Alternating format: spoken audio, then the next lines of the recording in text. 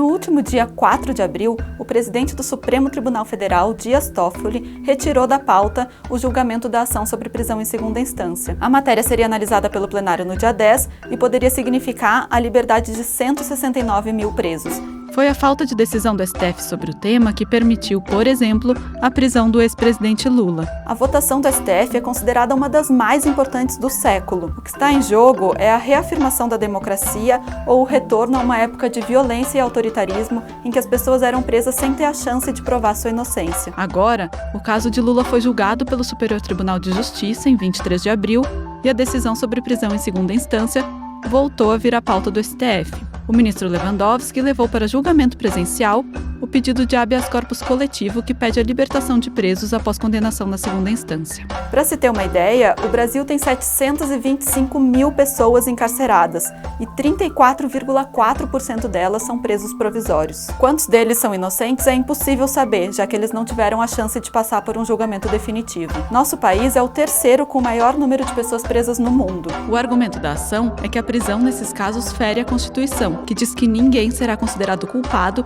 até o trânsito em julgado de sentença penal condenatória. Vamos ver o que isso quer dizer. No centro da discussão está o trânsito em julgado, uma expressão que saiu dos livros de direito e hoje está nas mesas de bar e nos almoços de família. Ela significa que uma sentença não pode mais ser revista e que o réu não tem mais como recorrer, que o processo chegou ao fim.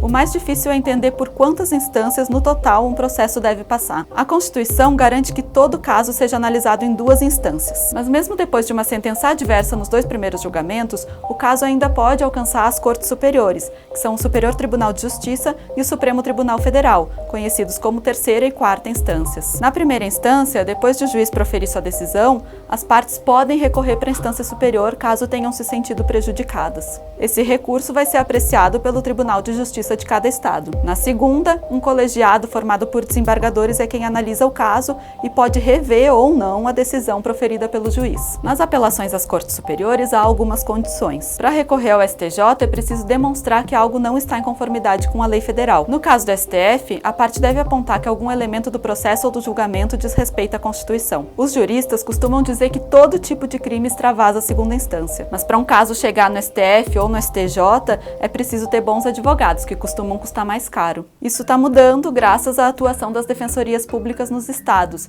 e pessoas que antes não conseguiam alcançar as cortes superiores estão conseguindo recorrer. A Constituição Federal de 1988 foi promulgada em um contexto de saída da ditadura militar e de reconexão com os valores democráticos. Permitir a prisão em segunda instância antes do trânsito em julgado seria mais uma violação à Constituição, que faria o Brasil voltar 31 anos na sua história e abriria um precedente perigoso em meio a tantos retrocessos.